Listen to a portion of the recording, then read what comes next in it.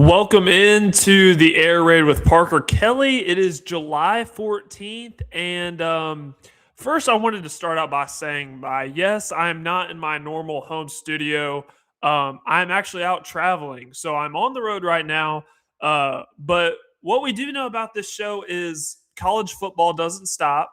There's still plenty of things to talk about with ACC Media Days happening this week in Charlotte, North Carolina. So the show must continue as well. And there are plenty of things to talking about. Like I said, ACC Media Days happening.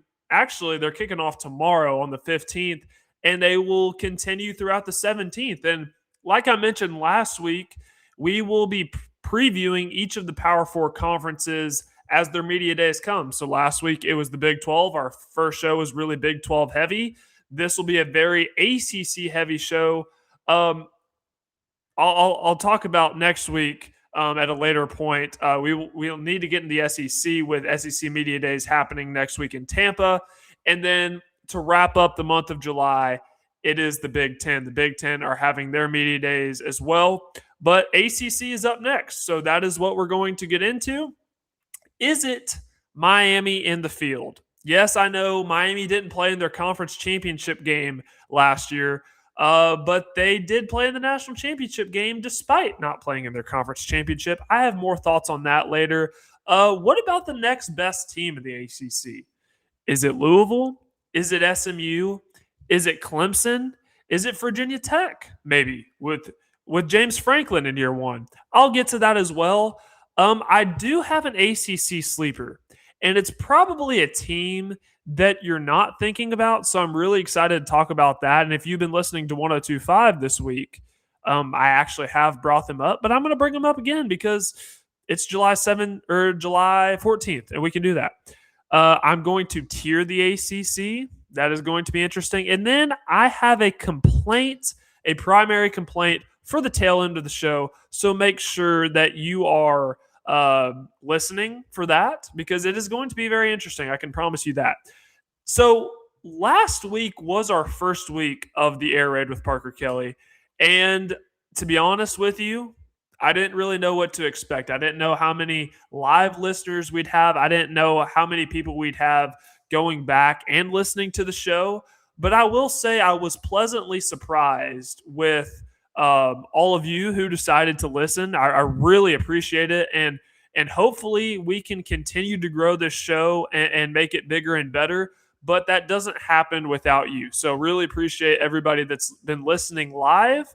And also make sure that you are subscribed so that you never miss a live show. Also been pumping out a lot of shorts recently. I've been clipping some of the most popular segments from our recent shows and putting those out there on YouTube as well. So make sure that you're subscribed to the channel at Parker_Kelley10. And also make sure that you're subscribed to 102.5 The Game on YouTube because we do our show through my YouTube channel, through 102.5's YouTube channel. So plenty of different ways to watch. All right, enough of that. Let's go ahead and get into the real matters that we have at hand. And yes, we're starting with Miami because they are the clear-cut best team in the ACC. So I'm asking the question, is it Miami in the field in the ACC? To give you the short answer, yes, it is. They have the 7th best odds to win the national championship at plus 1,100. That is according to DraftKings. The next closest team, if you're just looking in terms of preseason odds, it's SMU at plus 10,000. So clearly, once you get to Miami and then you get to the next team, there is a significant drop-off. Kind of like we talked about last week with the Big 12. If you're looking at the Big 12 as a whole and you look at Tier 1, right, you think of Texas Tech and then you have BYU in there, but they're under Texas Tech, kind of how it was last year. And then you kind of have a jumbled mess throughout the rest of the Big 12. Not calling the Big 12 a mess because I love the Big 12. I love watching the Big 12. But it's really anybody's game once you get past Texas Tech and once you get past BYU. Well, at least from a 50,000-foot view, looking at the ACC before the season even gets started, it's July. Still have a lot of time before training camp opens for teams, before they get back on campus and start practicing and things like that. At least as of right now, it appears to be Miami and then everybody else. There are some teams, though, that I think could contend for a conference championship, but I don't really see going too far beyond that. Right now, it's just Miami. Right now, it is just the Miami Hurricanes, and for obvious reasons, right? They return one of the best wide receivers in the country in Malachi Toney.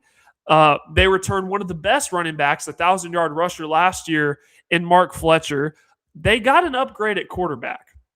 And he comes by name of Darian Mensah, came over from Duke. He was second in the country last year in passing yards with just under 4,000 total. He accounted for 34 passing touchdowns, which also ranked second in the country. Only had 6 interceptions. Didn't turn the ball over a whole lot. Completed about 67% of his passes. If you look at any of the early mock drafts, which to be honest, I do not pay a lot of attention to this time of year, Darian Mensah is projected to be a first-round quarterback. So, and yes, there are reports, as I'm seeing in the comment section here, there are reports of what he's getting paid, and it's around the $6.5 million range. I believe that's a separate conversation. That is a lot of money. I don't know if we've seen a quarterback getting paid that much, but that is what reported what Darian Mensah is getting paid. So he's getting paid a lot of money. He gets to be the starting quarterback for Miami, taking over for Carson Beck. So just comparing the numbers between Carson Beck and Darian Mensah, Carson Beck threw for about 3,800 yards last year. So kind of similar to Darian Mensah, accounted for 30 touchdowns, but he doubled Darian Mensah's interception total. Carson Beck threw 12 interceptions last year. Darian Mensah only threw 6. Carson Beck did complete about 72.5% of his passes, so that is significantly higher than what Darian Mensah was able to accomplish. But here's the difference between the two quarterbacks, at least in my mind. When you watched Miami last year, the formula was pretty simple, right? They were going to run the football, and they were going to play really good defense, and then Carson Beck would take the throws that were there, right? Check down if need be, hit the open man, right? And he did have some great plays last year, but it wasn't anything spectacular really throughout the year. With Darian Mensah, I believe you're getting a lot more at quarterback, at least from a passing standpoint. He's not the best runner out there, but I believe he's a significant upgrade in the passing game. I believe he's a significant upgrade at quarterback, and that's really going to help Miami. 2 years ago, Miami had one of the best quarterbacks in the country, a guy that we talk about a lot, given that we are a Nashville sports talk radio station. We talk about Cam Ward and the Tennessee Titans. Well, 2 years ago, Cam Ward was the starter at Miami, and they had one of the most prolific offenses in college football that year. The problem was on defense, they couldn't stop Molasses in December. I'm going to get to their defensive numbers in just a second because I promise you those numbers are staggering and they're going to shock a lot of you. But they do upgrade at quarterback. So that's really going to help Miami, and they already have the good defense. So I expect Miami, if you look at, I don't know what preview magazines you guys might read. Personally, one of the ones that I'm reading, I think had Miami as a preseason top 10 team at number 7. I'd say that's probably fair. Now, I'm going to release my preseason poll probably about the midway point of August, and early returns are that I will have Miami a little bit higher than number 7, but we will get to that once August rolls around. Not only did Miami add Darian Mensah from Duke, but they also added his leading receiver in Cooper Barkate. They brought him in to Coral Gables. This is a guy that had 72 receptions, over 1,100 yards, which ranked 9th in the country. He had 7 touchdowns, averaged about 15.5 yards per catch. They brought in the number 1 offensive tackle, a 5-star. Some services, I believe, had him as high as the number 1 recruit in the country. Well, yep, he went to Miami. He's wanting to play for Mario Cristobal. Makes sense given that he is an offensive lineman and Mario Cristobal is an offensive line guy. That is a 5-star Jackson Cantwell. So he's going to be in charge of protecting Darian Mensah's blind side. And look, Miami has always been a good recruiter in high school. This year, they bring in a top 10 recruiting class, number 8 in the country. So This is where things start to really get interesting. When you're looking at the other side of the ball, we just spend a lot of the time talking about the offense, right? Let's flip over to the defensive side. So in 2024, defense was Miami's Achilles heel. They gave up over 25 points per game. They gave up over 327 yards per game. And they gave up 30 or more points 5 different times throughout that year. Now, if you remember, the record was pretty good. They finished 10-2 in the regular season. They ended up losing the Pop-Tarts Bowl to Iowa State. That was the game in which it was a shootout. Cam Ward played the entirety of the first half. He sat out the second half in preparation for the NFL draft. So Miami finished 10-3 that year. You rewind the clock a little closer to where we are now in 2025. Here's what Miami's defense did. They were a top 5 defense in terms of points allowed per game at under 15. They were a top 12 defense in terms of yards given up per game at under 300, 294 to be exact. And they never gave up 30 points in a game at any time this year. The most points they gave up this year, 27 in the CFP semifinals to Ole Miss in the Fiesta Bowl. So they went from giving up 30 or more points 5 times in 2024 to not giving up 30 at all in 2025. The reason for that? The switch at defensive coordinator. They fired Lance Gildry in 2024. They brought in a guy by the name of Corey Heatherman from Minnesota, who I thought it was a slam dunk hire when they brought in Corey Heatherman because Minnesota had a really good defense when he was there. Doing what he did in 1 year in South Beach should not be possible. Taking a team that was in the bottom half of the country in terms of defense and turning that into a strength in 1 year, basically overnight, should not be possible, but Corey Heatherman was able to do that. He returns at defensive coordinator. Now, if you look at Mario Cristobal's history of when he got to Miami in 2022, we'll go record by record here. In 2022, they went 5-7, did not make a bowl game. 2023, they went 7-6. 2024 jumped up to double-digit wins. That was the 10-3 season that I was talking about. And then last year, they got 13 wins. 13-3 was the final record there. They made the national championship game. Not only did they make the national championship game, but they were actually at the 50-yard line with a chance to win the game in the final minutes versus Indiana. They were this close to winning a national championship game, but as most of you remember, Carson Beck threw an interception, and that's how Miami seasons ended. So you just see Miami do this under Mario Cristobal, right? Going from 5 wins to 7 wins to 10 wins to 13 wins.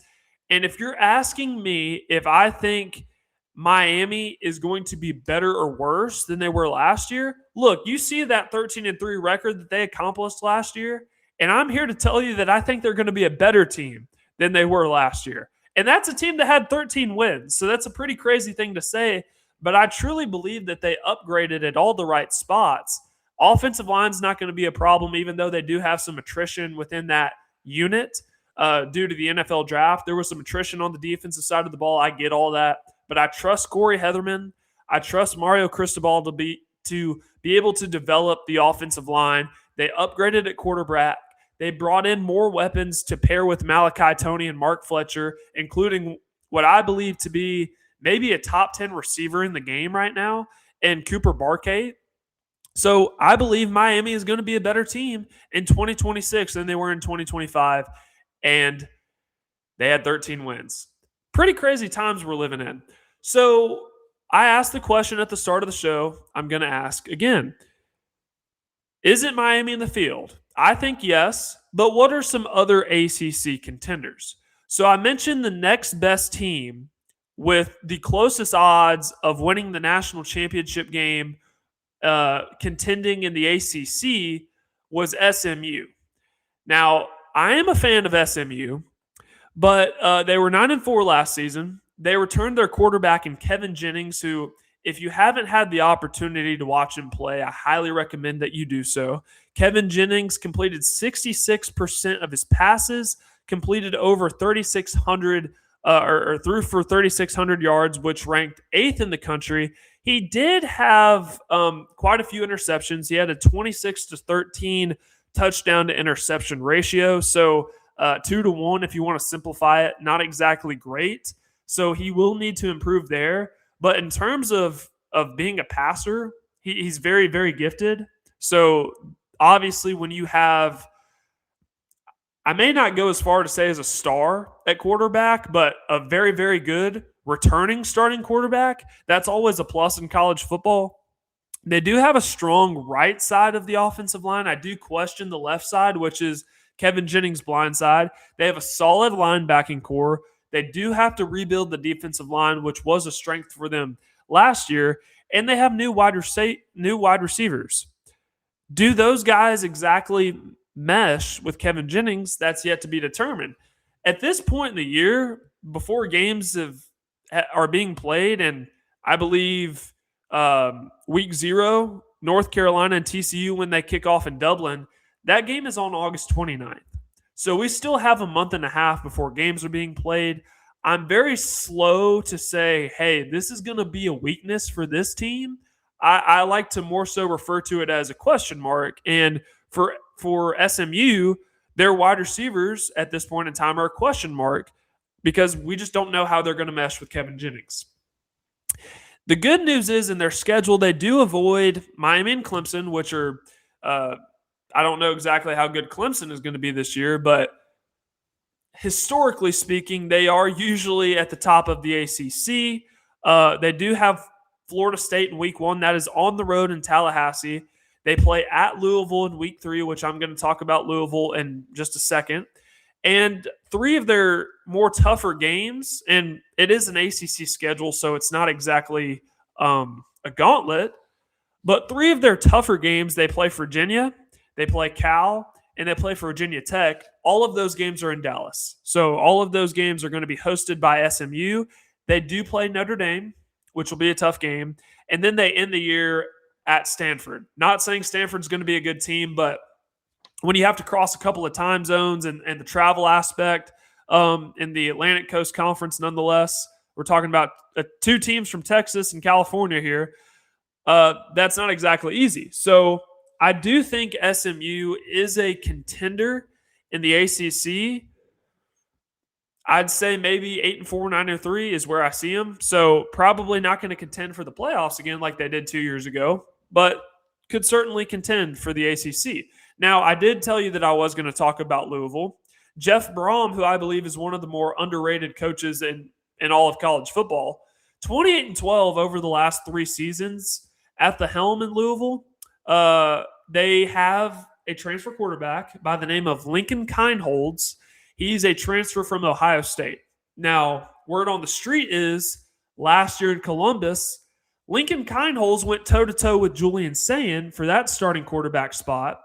And to be the starting quarterback at Ohio State, it can't just be anybody. So if you went toe-to-toe with the guy who ended up winning the job, and now you're getting to work with Jeff Brom, who we've seen on repeat since he's been at Louisville, he's brought in transfer portal quarterbacks, and he's been able to get the absolute most out of them. I think Lincoln Kindholz is a really good athlete. I'm excited to see what he can do with Jeff Brom.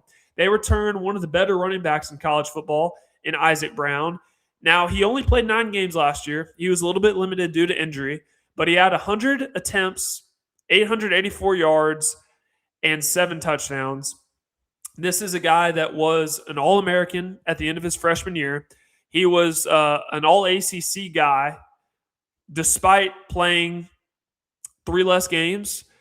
And he almost transferred too. But they were able to keep him in Louisville, which is a really big deal. Now, the main question that I have for Louisville is I'm not exactly looking at the entirety of their schedule, but I just want to know if they can survive the early portion of their schedule. They play Ole Miss week 1, neutral site game in Nashville. They play SMU week 3, which the team that I just talked about. The rest of the schedule is pretty manageable. There's no Miami. There's no Clemson. So if we're talking about the next best teams in the conference, aside from Miami, SMU and Louisville are the 2 teams that come to mind. Now, this one is probably going to be one of the more controversial topics, at least for tonight's show. That's Clemson. Because who really knows what Clemson is going to be this year? Because Dabo Swinney, we know that he went toe-to-toe with Nick Saban, right, in the 2010 decade, won a couple of national championships. But since NIL and transfer portal has been introduced, he's been a little bit slower to adjust and frankly hasn't really adjusted to the modern age of college football. They will have a new starting quarterback this year. No Cade Klubnik. He's off to the NFL as a member of the New York Jets. So it's either going to be Chris Vizina or Tate Reynolds. Now, both of these guys were really highly thought of coming out of high school, don't have much experience at the collegiate level. So we're going to have to see there. Again, question mark, not necessarily weakness, just a question mark at this point in time. They do have one of the tougher ACC schedules because this is the return game where they hosted LSU last year in their Death Valley. Now they're going to the other Death Valley, and they're playing LSU in week 1. I'm going to talk about Cal a little bit later, but they're on the road at Cal in week 4. Now, I have these conversations, regardless of if it's Cal, if it's Stanford, if you have a team from the Atlantic coast going to the Pacific coast for a game, crossing 3 time zones, travel is a factor. So I do count that when I'm looking at a team schedule and I see that they're having to travel coast to coast, I do take that into consideration. So they're at Cal in week 4. They have Miami the next week at home. So they go from, traveling out to Berkeley, going back to Clemson, hosting what I think to be a preseason national championship contender. They have Virginia Tech, year 1 of James Franklin on October 24th. And obviously they end the year with South Carolina. South Carolina is also another one of those teams we don't really know what to expect because they have 2 of the best players in college football, one at quarterback in Lenore Sellers and another guy coming off the edge in Dylan Stewart. And they also have a freak of an athlete outside at wide receiver in Nick Harbor. So that could also be a fun game. So with Clemson, this is what I wanted to talk about because when you think of the future of Dabo Swinney at Clemson, I truly believe that for Clemson, their best opportunity to compete in this new day and age of college football, right? We talk about the NIL, we talk about the transfer portal all the time, right? I believe last year was their best opportunity to compete in the modern age, and here's why I say that.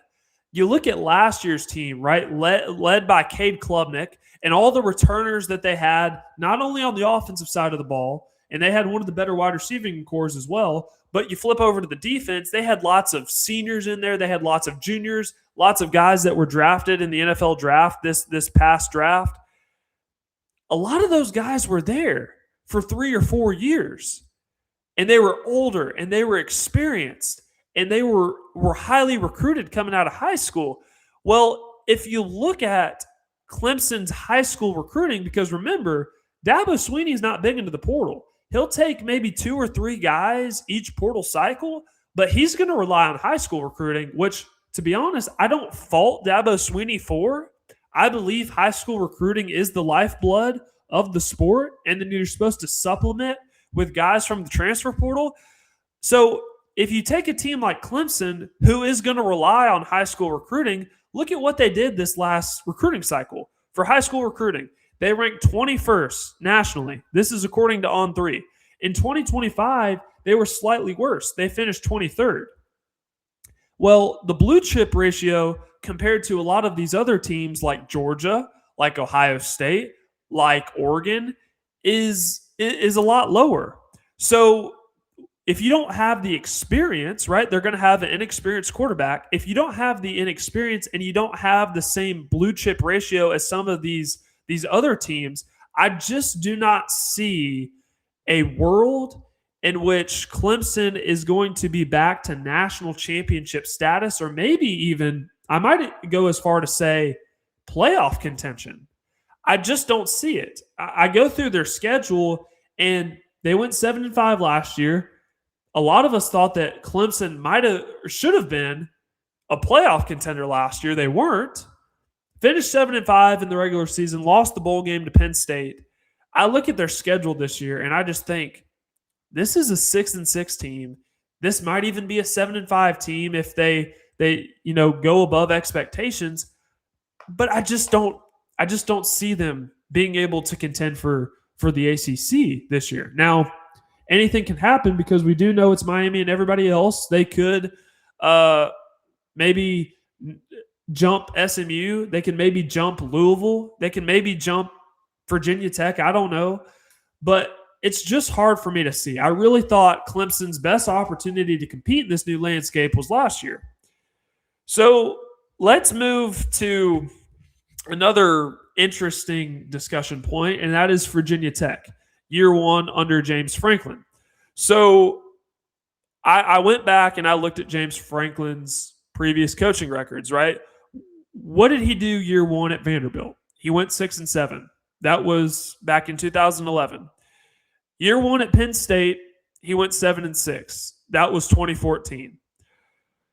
So if you're seeing a 6-win total in his first year in the SEC, a 7-win total his first year in the Big Ten at Penn State, I think it's fair to expect that Virginia Tech could be anywhere within the 6-6 to 7-5 range this year. They did import a lot of players that were on Penn State's team last year, which is not necessarily a bad thing, right? Even though Penn State wasn't the best. A lot of the guys that were committed to Penn State, and Penn State had a really good recruiting class. A lot of the guys that were committed to play for James Franklin at Penn State before he got fired ended up flipping to Virginia Tech. So the good thing about James Franklin and why I believe he's such a perfect fit at Virginia Tech is James Franklin was never a bad coach. Now, he didn't necessarily achieve to the level that Penn State fans thought that he should achieve, right? Penn State wanted to compete for national championships. I understand why they wanted to do so, right? I mean, it's Penn State. They're one of the more historical teams in college football. They wanted to contend for the playoffs year in and year out. They wanted to contend for the Big Ten year in and year out. And they didn't necessarily do so because they would beat up on all of the teams that they were favored to beat. But when it came time for them to, all right, now it's time to beat Michigan. It's time to beat Ohio State. It's time to beat Oregon. They just wouldn't do so. And I do believe that what led to the downfall of James Franklin at Penn State was that game last year, that double overtime game when they hosted Oregon. It was the whiteout game. Lots of high expectations. I don't think Penn State was a favorite, and if they were, it was a small favorite, and they lost that game because it had all been accumulating. It had all been building up to that point, and we finally reached the tip top of the mountain where, okay, James Franklin, it's now or never. You have the team. You have the players. It's time to beat the teams that when you come to Penn State, you're supposed to beat. And he didn't do it. And I thought that led ultimately to the downfall of James Franklin at Penn State.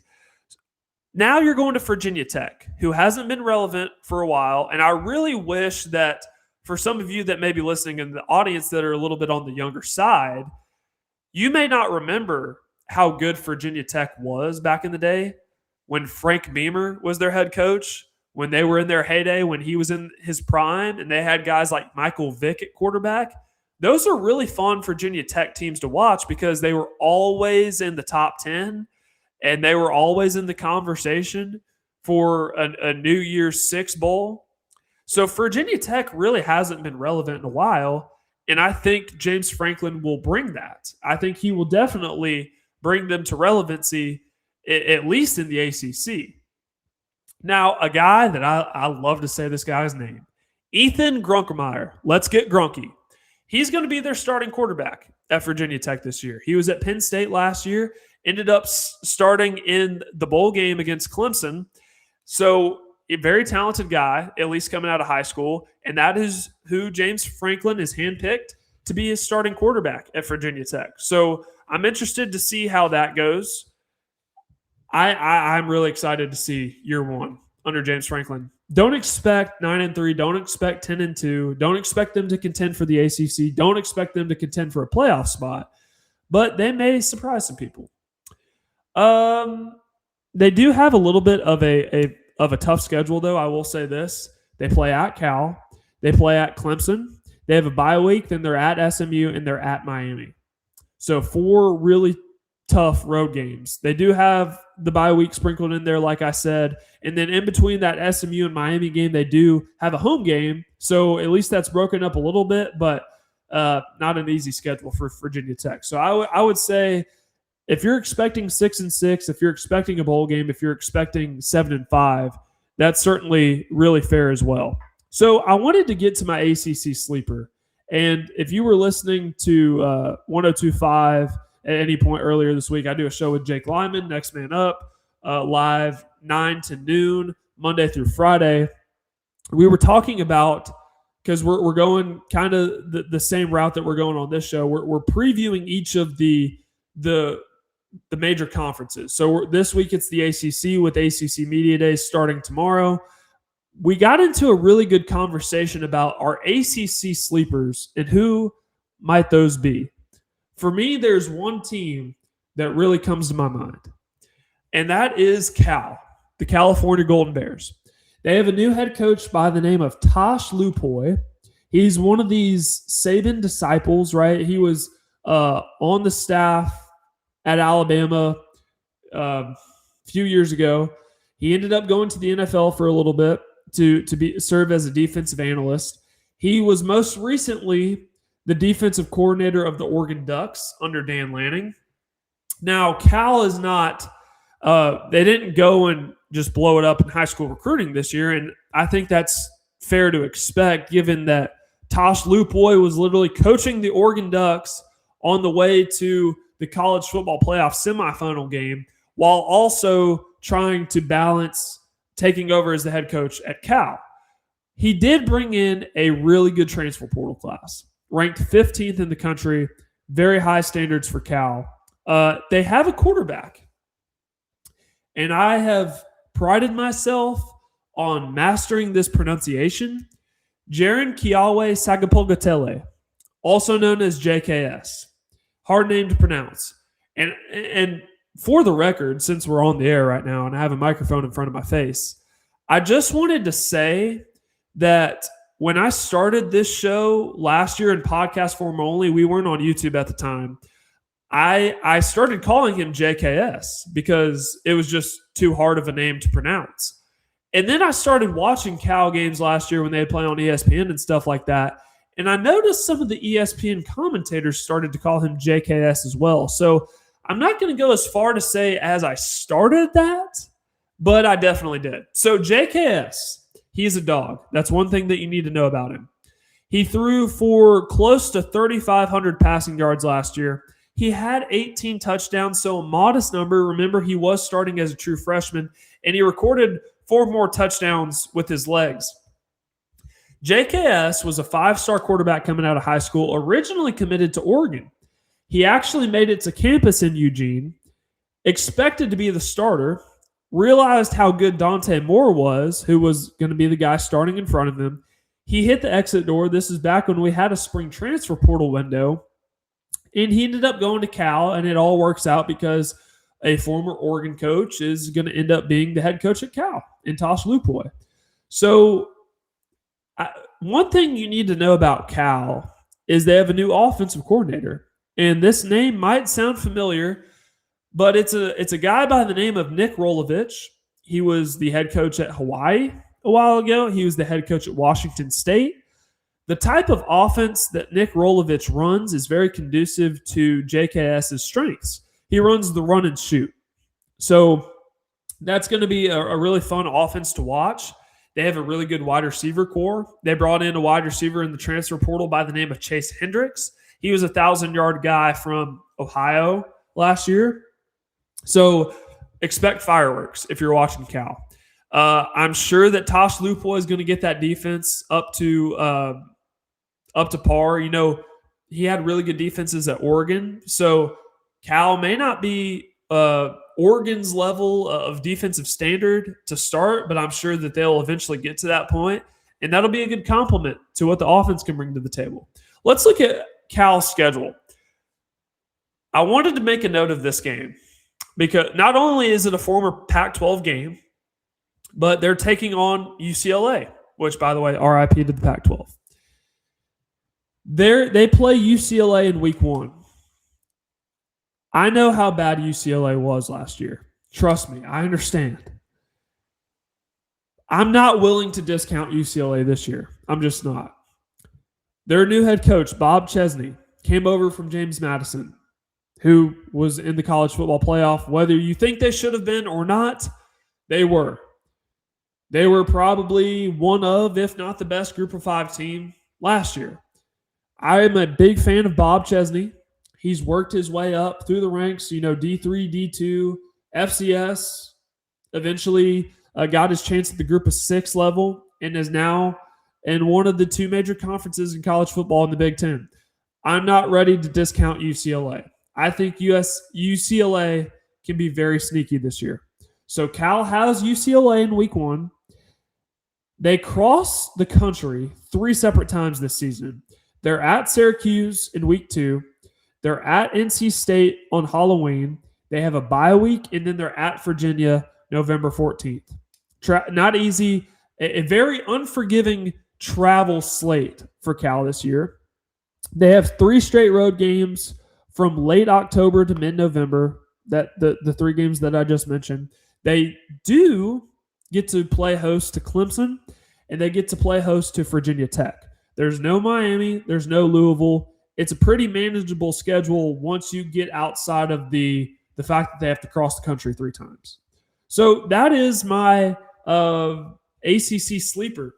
I'm a big believer in JKS. I'm a big believer in Tosh Lupoy, and I'm a big believer in Cal. Pretty brisk pace here on the show tonight. I have 2 more things before I wrap up the show. I wanted to tier the ACC. Now, I understand that this is a show based out of the South, like we're doing a show from Nashville, right? This is a Nashville sports talk radio station. I get that we talk about the SEC a lot, and trust me, on the next show, we are talking SEC. I know that a lot of you probably aren't as into the ACC as the SEC. I get all that. But since ACC Media Days start tomorrow, I did just want to give a brief preview. We're not going to get too into the weeds here, but I did want to tier the ACC. So I mentioned at the very tip-top portion of the show, you have your national championship contenders. I think it's pretty fair to say, and if I were to poll you as an audience and ask you, is the ACC and the Big 12, are they both one-bid leagues for the college football playoff? I would assume that most of you would say yes. And I would assume that those 2 teams would be Texas Tech in the Big 12 and Miami in the ACC. So we're past that. Miami is the lone national championship contender in the ACC. But who's that next tier? Who's in tier number 2? I would put Louisville in there. I would put SMU in there. But again, I see both of these teams being around the 8 to 9 win range, so it's hard to say that they're any better than ACC contender. I have a large tier 3. I put Clemson in there just because we don't know what to expect with a new starting quarterback. Lots of newness on that team. I put Virginia Tech in there. Year 1 under James Franklin, they got a little bit of a bump in there. I put Georgia Tech. Georgia Tech had a good year last year with Brent Key. Big believer in Brent Key, by the way. Hopefully we're able to talk to him at some point, and you guys would be able to hear that. I'm a big believer in Brent Key. They do have a new starting quarterback. No more how am I blanking on his name? No more Haynes King. So they brought in Fernando Mendoza's brother, Alberto. He transferred from Indiana to Georgia Tech. So you have some newness at the quarterback position. They do have a transfer running back from Alabama by the name of Justice Haynes, and Georgia Tech is a very run-heavy, play-good defense style of team. So I could see Georgia Tech being good again this year. I don't know if they'll contend for the ACC, but I put them in that who knows category. I put Pitt in there. Pitt lost, not just lost, one of their better players on the defensive side of the ball, Rasheem Biles. He went to Texas. He's a linebacker. But they got raided by the transfer portal. The good news is Pat Narduzzi is their head coach, and they've had a lot of stability there. He's been there for double-digit years, double-digit seasons, and they have a revelation at quarterback, a guy by the name of Mason Heinschel, who started as a true freshman last year. He is the starter again this year. I put them in that who knows category. I also put Virginia in there. No more Chandler Morris. They benefited from a very easy schedule. They're not going to get to 11 wins like they did last year. I just don't think that's going to happen. But their quarterback, transferred from Missouri, Bo Pribula, who was actually at Penn State before that, I put them in that who knows category. Definitely not getting into 11 wins like they did last year. But I think they could be sneaky. I'll say that. Tier 4 could surprise some people, also known as the dark horse tier. I put Cal in there, who I just talked about. I put NC State in there. The reason I put NC State in there is Dave Doran. He's been there a while. They have a quarterback by the name of C.J. Bailey, who is very fun to watch. If you haven't watched him, I recommend you watch him as well. When NC State's not getting talked about, that's typically when they do their most damage. So I put NC State in that dark horse category. They kind of go along with Cal. The mushy middle, a.k.a. the mushy bottom, Duke and Wake Forest, don't have high expectations for either of those teams this year. Duke got absolutely raided by the portal. As we talked about with Miami, took their two best players in Darian Mensah and Cooper Barkate, just raided. Duke was absolutely raided by the portal. If Duke wants to win the ACC again this year like they did last, Manny Diaz is going to have the best coaching performance of his career. And frankly, I don't see that happening this year. And then tier 6, the absolute bottom of the SEC or the ACC, put the blinders on. Florida State, that speaks for itself. North Carolina also speaks for itself. Boston College and Stanford, they are at the bottom tier of the ACC. So I will put those out on social media. Make sure that you are following me on the socials, Instagram, Twitter. I'm also on TikTok now. I haven't been on TikTok really my whole life, but since this show started, I feel the need to be on TikTok. I'm also on TikTok at Parker_Kelley10. Make sure you're subscribed to the channel as well, because I will also put those out. So here's where I wanted to end the show, and we're going to have a little bit of fun here because it is still the summer. It is still July. We still have a month and a half before games are being played. I was on Twitter earlier this week, and I saw a list that was put out by Complex, but it was CNBC who put this list out, and I don't know who put out this list. It could be drugs. That's kind of my initial reaction to this. But they put out a list of the 10 worst states to live in for 2026. Again, this is according to CNBC. I'll just go ahead and read the list for you since I have the list pulled up here. Tennessee is at number 1. Texas is at number 2. Indiana at number 3. Louisiana at 4. Georgia at 5. Utah at 6. Missouri at 7. Alabama at 8. Oklahoma at 9. And Arkansas at 10. So my first reaction to this was, clearly there's a lot of Southern representation here. But Tennessee at 1. Tennessee, specifically Nashville in general, where I live, and I'm in this every day. I drive throughout the city. I experience the traffic that comes along with the city. I see how many apartment complexes are being put up. I see how many people are moving here. I couldn't tell you in the apartment complex that I live in, I couldn't tell you how many California license plates I see, how many Illinois license plates I see. Heck, I see people from Michigan. I see a lot of people from the north moving here. I see a lot of people from the west moving here. A lot of people are moving to Tennessee, and Nashville as a whole is booming.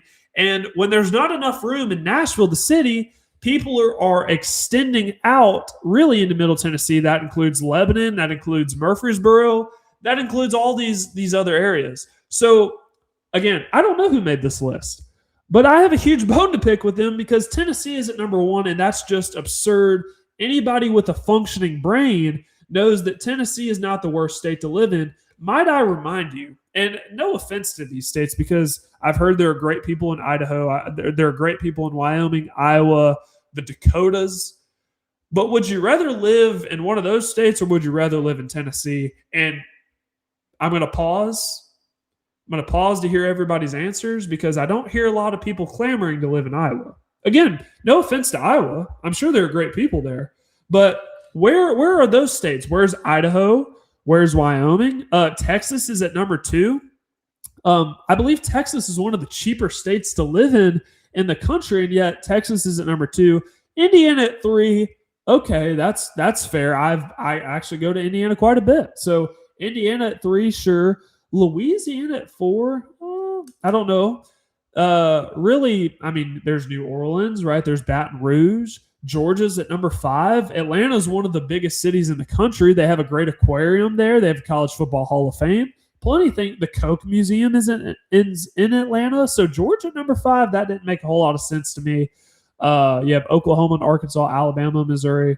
Lots of Southern representation. Utah's in there. But again, I don't know who made this list, but it is truly one of the worst lists that I ever seen.